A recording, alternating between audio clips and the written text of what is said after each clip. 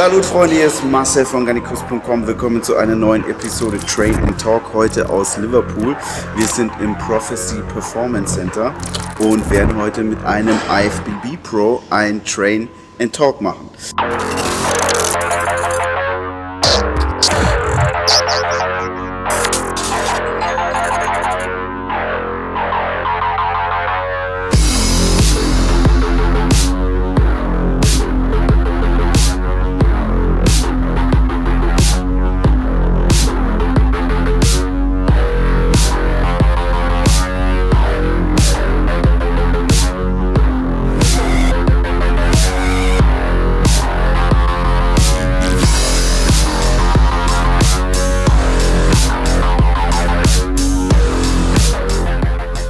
Welcome to Train&Talk. My name is Marcel. I'm from garnicus.com. We are the biggest bodybuilding and fitness online magazine in Germany, and I also think in Europe too.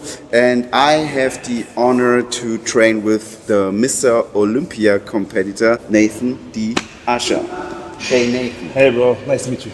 Nice to meet you too. So, what kind of training we make today? Today we will do shoulders because it's a Saturday.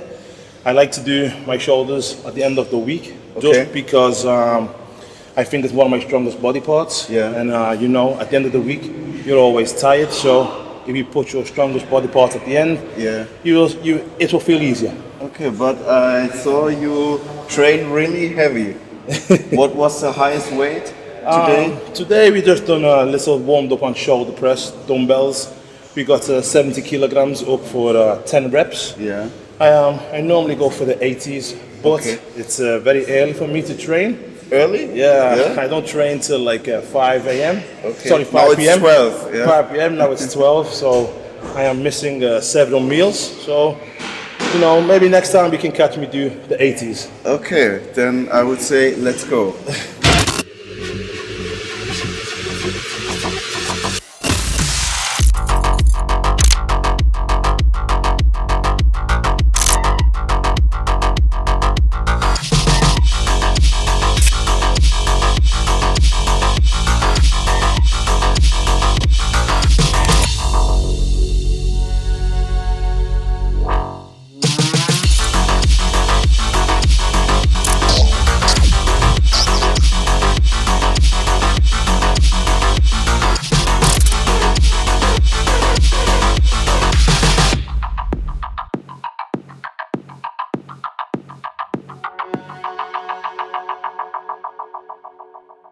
So Nathan, how old are you now? 33 now. I will be 33 in June. Okay. And how did you start with bodybuilding and why? I started with bodybuilding when I was 19 years old. Okay. To keep me off the streets. You know, I'm from an area called Toxteth. It's a bad area for drugs. Liverpool for drugs and criminal activity. You know, and I get out of jail, custodial sentence, and my friend told me, look, do bodybuilding, keep yourself off the street, you know, do something. I say, okay, you know. I was on this electric monitor for my leg, so I can't work, I can't do nothing. So I train, I get better, and he said to me, why don't you compete? I say, no, competing is not for me, you know. It's for where I am from. If you wear trunks and tan, you know, you are not man. You know, you know. So I said no. Then my friend said, look, you will get a lot of lady. Don't tell me 2 times. I go. You know.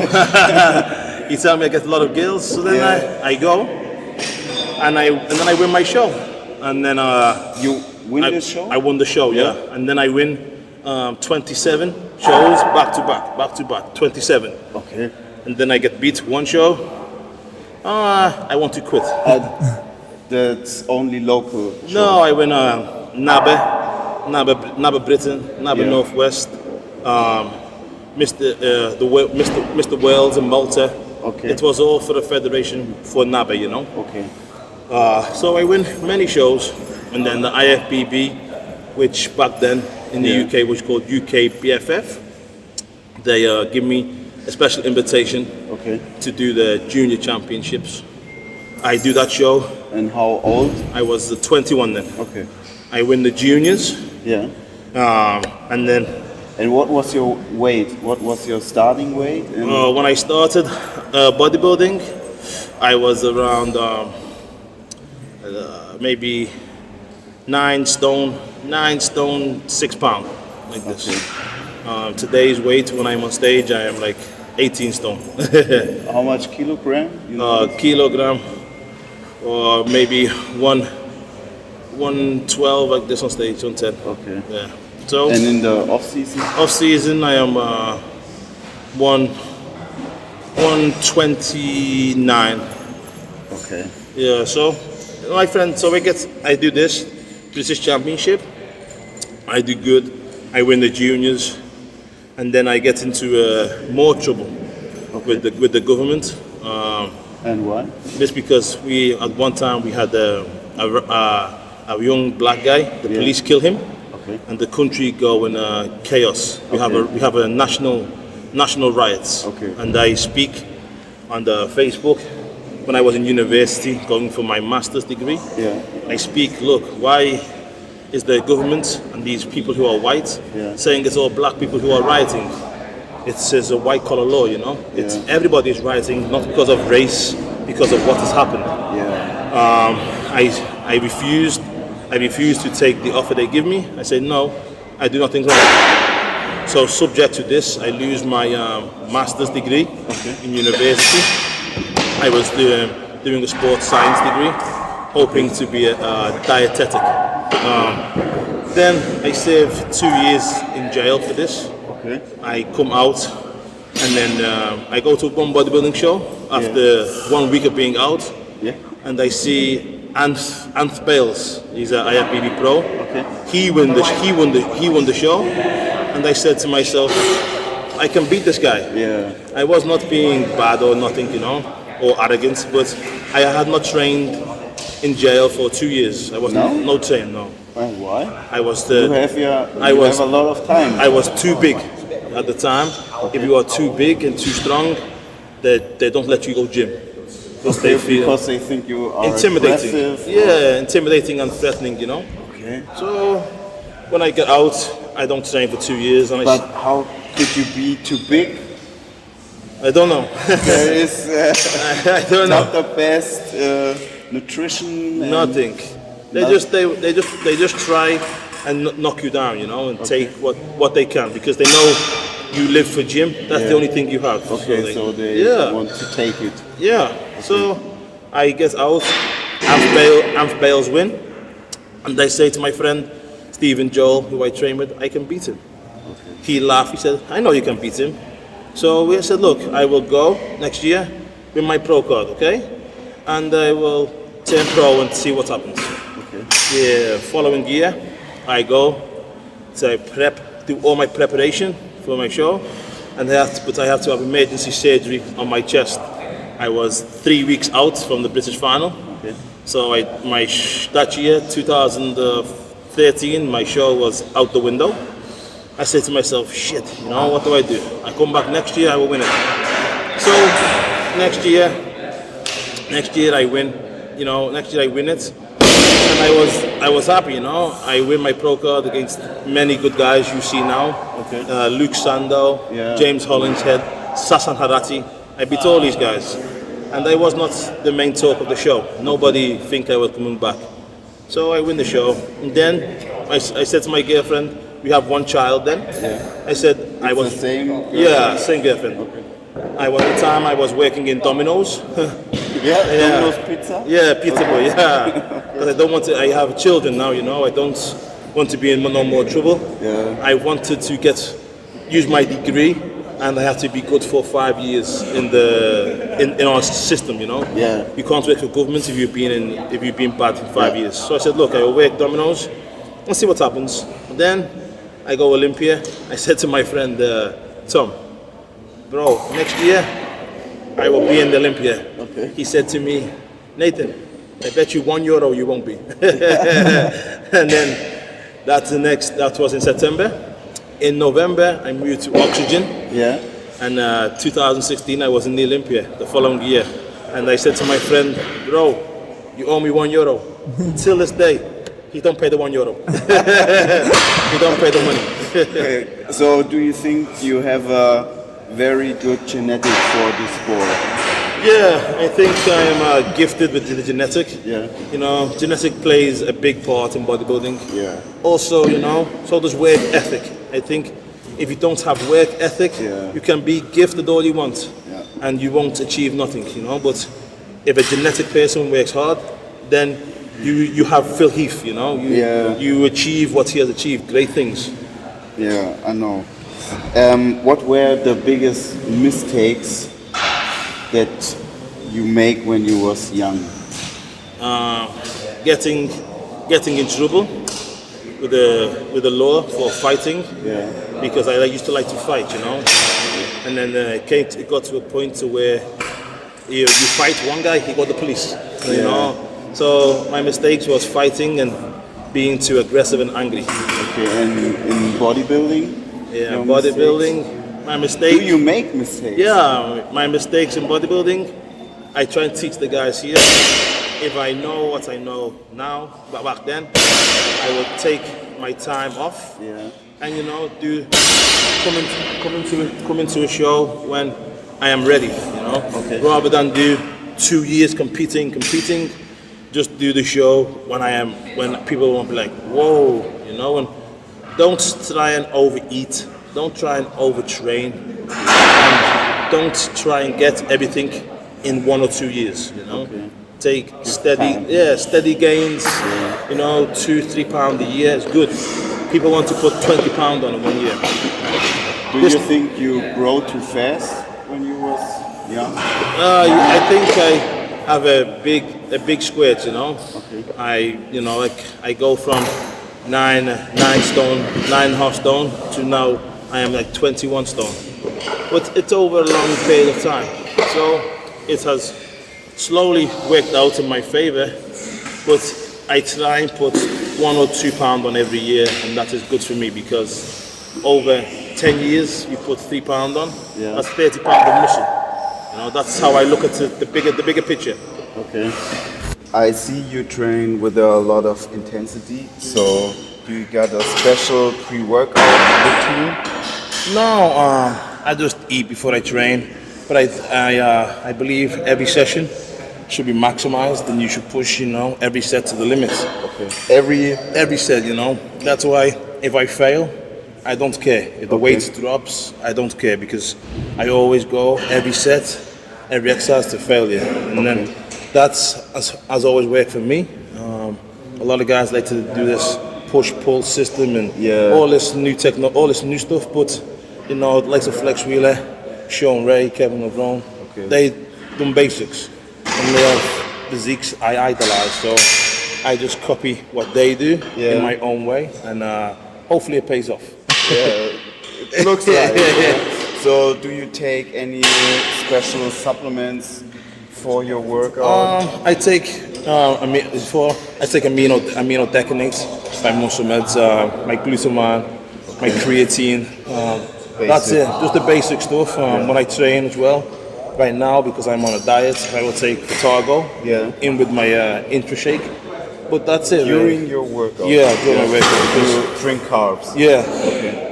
My metabolism is very fast, so if I don't keep up with the carbohydrates, I can basically lose too much weight very, very quick. Okay, and how much calories you eat?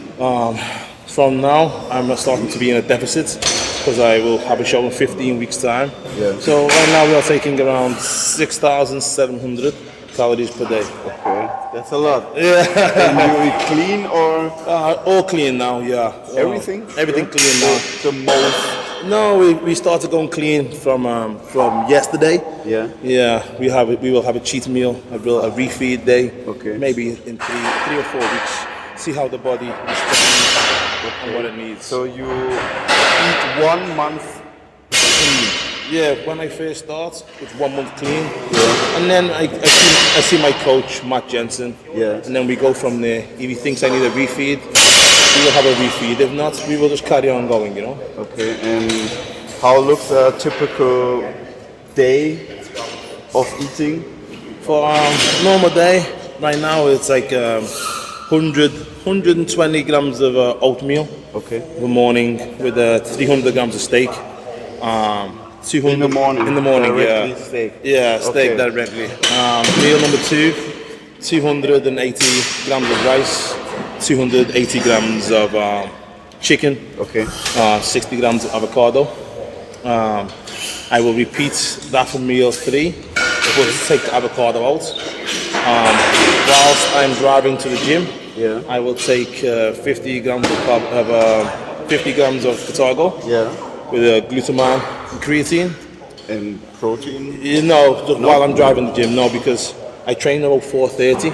My last meal is like 3:45. Okay. Yeah. So I will drink that shake as Yeah. I'm driving here, and then when I'm training, I have my amino decanate, Okay. my glutamine again, my cartago again, and then after that I will take steak again with 350 grams of rice. Yeah. That's meal number 4. Meal number 5, I will take chicken Yeah. and 120 grams of oatmeal, and then final meal I will have chicken and vegetables. Okay. But you eat not so much vegetables. No, I all the don't. day. I like to drink the greens. Yeah. I don't like eating vegetables. Okay. And salad? I like salad. I like onions, chilies, cucumber, but nothing vegetable. Okay. And you are sponsored by Muscle Mats? Yeah. They got the carnivore. Carnivore, yeah. Yeah. I take. You like this? Yeah, I like carnivore. Yeah? Yeah, I take carnivore. Yeah, I take 2 scoops immediately after training, Okay. and then I will go home and then I will eat. You eat a real steak, Yeah. not But the protein is good for what I need it for. Yeah. Right now, but then as we go to more of a deficit, I will put more shakes in, to basically deprive and starve the body a little bit more. What are your max at squats, deadlift, and bench press? You are very strong. My max on squats is 300 kilo Okay. How for much? 5 repetitions. Okay. Do you ever try a one max rep? No, because I'm a bodybuilder, Yeah. I'm not a powerlifter. I think this can be dangerous Yeah. for myself. But 300 kilos every time, not so not safety. not so bad, but I love squatting, Yeah. Deadlift I don't do. No. I saw on Instagram. Yeah, I tried Some to do a sumo, but I'm not too good on deadlift. I do rack pulls, Yeah. I like rack pulls. I can rack pull 340 kilo, but Okay. that's it. My bench right now is 220 kilo for 6 repetitions. Okay.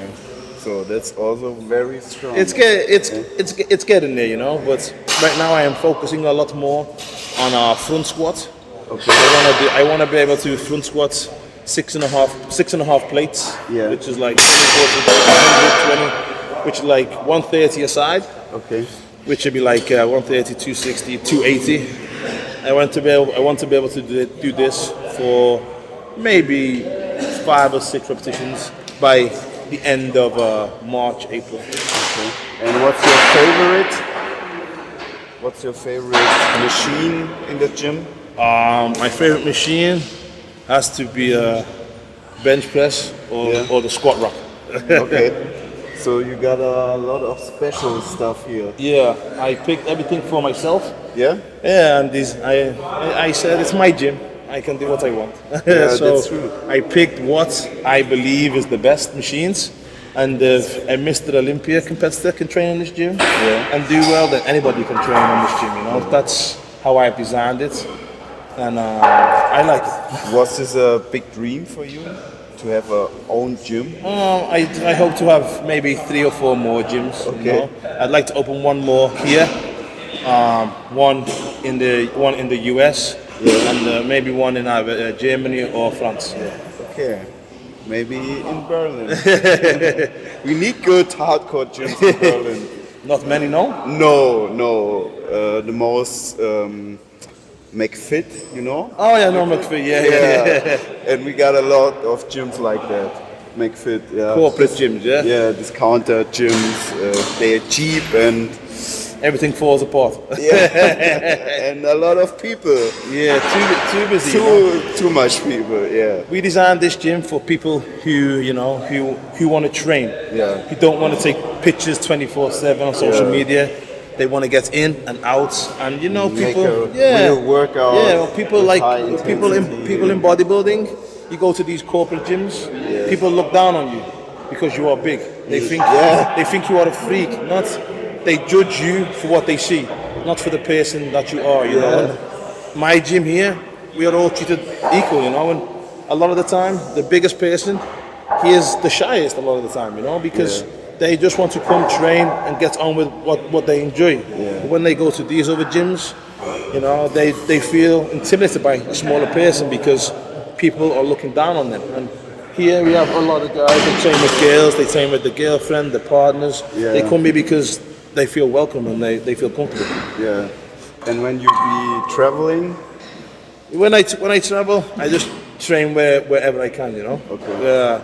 Normally, my sponsors or the guy I'm traveling with will find a gym prior to me getting there. And look, we can train here, good. It's empty at this time, but they like to train when it's empty. I like to train when it's busy, because I'm like normal person, I like to. I want to train people watching you. They're looking at, let's see what he is. Let's see what he is lifting, how he's lifting, and this pushes me to want to go harder, and then this motivates me. Yeah. I don't listen to people on social media motivating.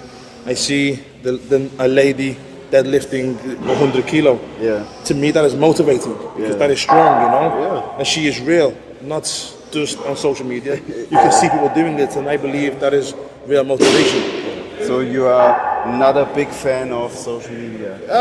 I think it plays a part in what it needs to play a part, but The part is big now. I go on there and I have fun, Yeah. I don't think people understand my sarcasm too much, or they, And your accent. Yeah, the accent is crazy. Right now I am slowing it down. Yeah. When you talk normally, It's crazy, no?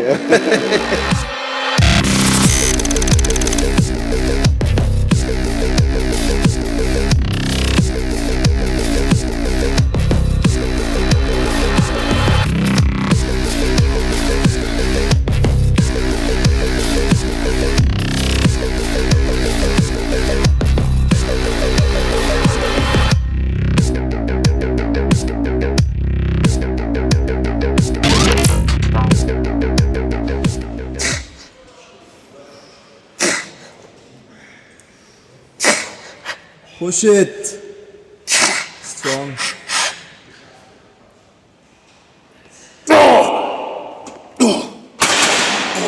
How many reps? 10. 10. Yeah. Okay. That'll do me. So when I was young, I watched a lot of bodybuilding DVDs. Did you too? No. Like I said earlier, I didn't get into bodybuilding until I was 18, 19. So when I was younger, everything I watched was just football, Okay. I just love But football. this is popular here? Yeah, football is the main sport in the UK, but I love it. I played football for Liverpool for a long time. Even Football, not soccer. yeah, soccer, Yeah. soccer. So so I played long time. Yeah? I love it. Yeah, I still go watch Liverpool all the time. Even when we go Bayern Munich the other day. Yeah. I still go then. Yeah. But I You love- like Jürgen Klopp? Yeah, Klopp is the man, He is German as well. Yeah. Klopp is great, for the team. The normal one. Yeah, the normal one. Yeah. So you was a good football player? Yeah. Yeah? I played all my life at a high level. I played for Liverpool for 7 years. Yeah. And then I just lose the love, I got bored. Football changed. It wasn't no more like a hard, tough sport. Yeah. When I play, you could kick somebody in the leg and walk away. Now it's you touch them, he's like fly away. Yeah, he's like a fairy, you know. So I just lose the love. Yeah. Okay, so do you can be a pro? Do you thought that you I could have, I had the chance to turn pro. Yeah? Yeah. I messed it up myself, you know. And then I went to other semi-pro football teams, and as I was moving, you know, and getting transferred, I just fell out of love, man. The whole sport just became different for me, and I just didn't like it no more. And then, as I was doing that, I was training, I was doing bodybuilding, and this sport now just took me by the hand and just led me into the gym every day. And I was missing sessions, practice sessions to come to the gym, you know. Okay. We have one guy here. He was a footballer. He was over there before. He played for Liverpool, professional team for like 6 years. That's how I know him. He's retired now. Yeah, so you know, all my friends still play it till this day, but right now I'm too fat to run 90 minutes. Okay, so do you remember the first time when you hit the Mr. Olympia stage? Yeah. How was the feeling? The feeling itself was amazing. You know, I knew It's the Champions League from the bodybuilding. Yeah, I knew I'd achieved something very well, what a lot of people don't achieve in life. Yeah. But then at the same time, I wasn't satisfied in what I'd achieved, just because I wasn't greeted, you know, by the other pro guys. They didn't like take me in and ask me how I was and am I excited, because you are a rookie. The guys then, they don't care about you, you know. Yeah. The older guys, they don't care, and I thought this was a shame, you know, because even in the gym now, if a young guy comes to me and they want to be a bodybuilder, I help them, you know. Yeah. These guys I competed against at the Olympia, I looked up to them all my life while I was doing bodybuilding, and they weren't like you and me. Yeah, they're Olympians, you know. Yeah. The older guys, they didn't talk to me, or they just left me. That's why I was close with Dallas, and I was close with Justin, because we was young and we was only us three talking to ourselves. The other guys, they don't talk to you. Now they talk to me because they know who I am now. But I think that's where the sport goes wrong. You know, we are the newer generation. They should. How are you? Are you good? Look at this. Are you excited? But it's also serious, you know. Yeah. Your physique ain't going to change in 2 hours, 3 hours. Yeah. You know, this guy's not going to go from last to beat you.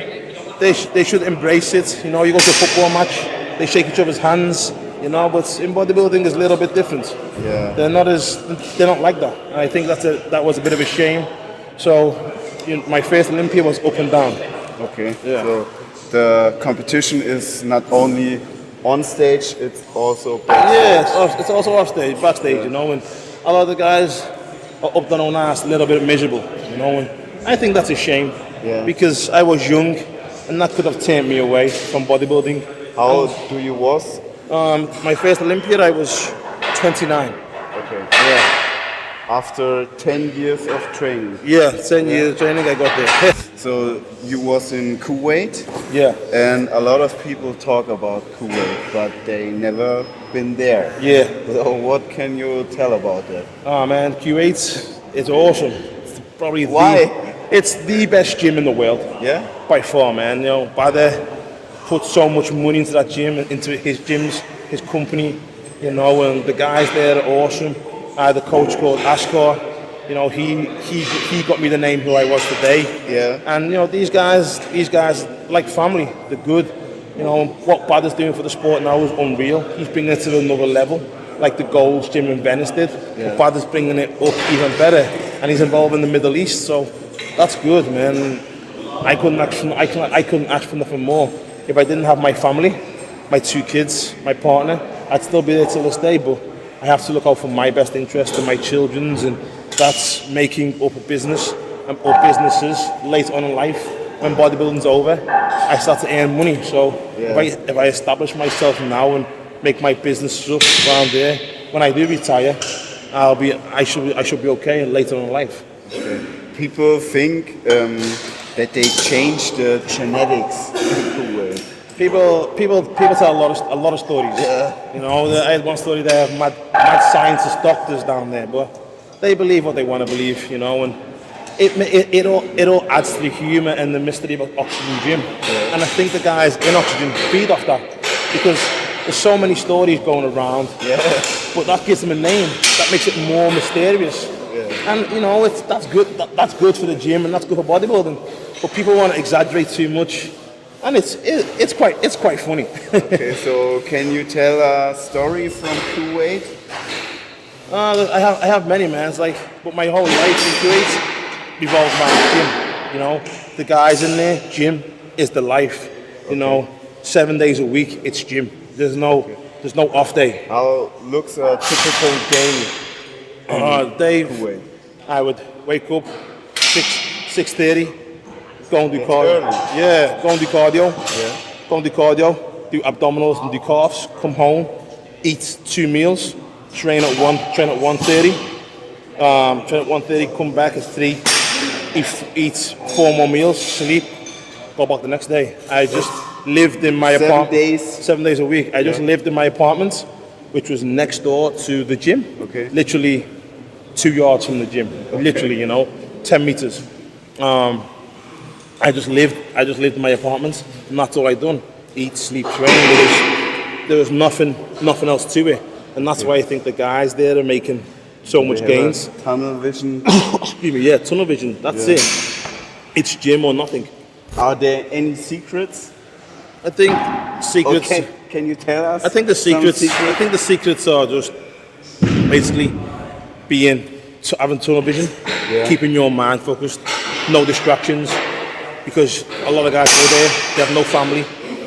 The family's in America or in England. You have nothing to do but train. So you know, no special pharmacy. No pharmacy, no nothing. Special supplements. Special machines, you know, Bada puts everything into the machines. Yeah. You know, it's the best in the world. Arsenal strength, Atlantis, Panata, everything, you know, hammer strength. He has the best machines and more, and he's constantly reinvesting himself and his time into the gyms, and that's the only secret that there is, you know, and it's just dedication.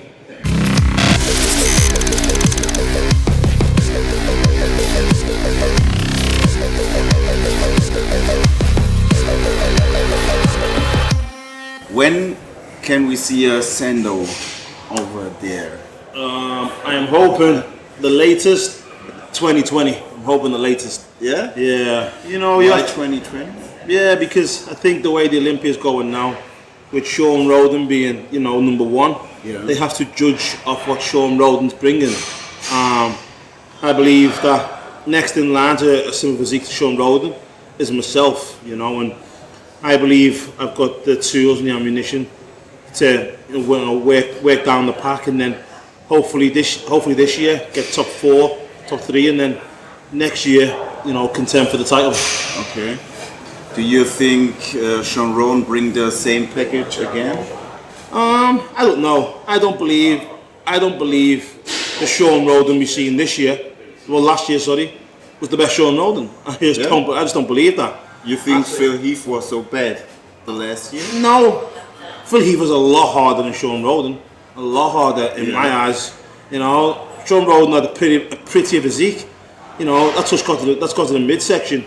You know, and I know it's bodybuilding, and you know you should judge on mass, and also I don't think it's stomach building. You know, Phil Heath got punished because he got told consistently sort the stomach out, sort it out, and he didn't do it. So that's why, you know, he got punished for it, and he didn't win the Olympia.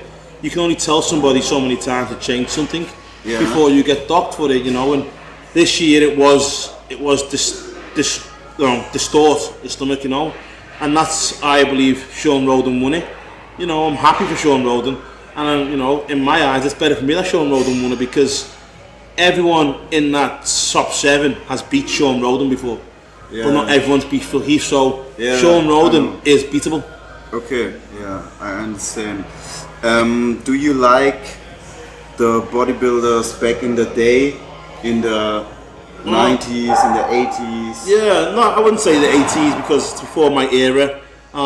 You know, I like too small. Yeah, yes, in slightly aesthetic. Slightly, yes. Yeah, but you know, I like the look. I love the look of Kevin Levrone, Flex Wheeler. Yeah. They are, you know, in my eyes, that is bodybuilding. Yeah. You know, these mass freaks we see now.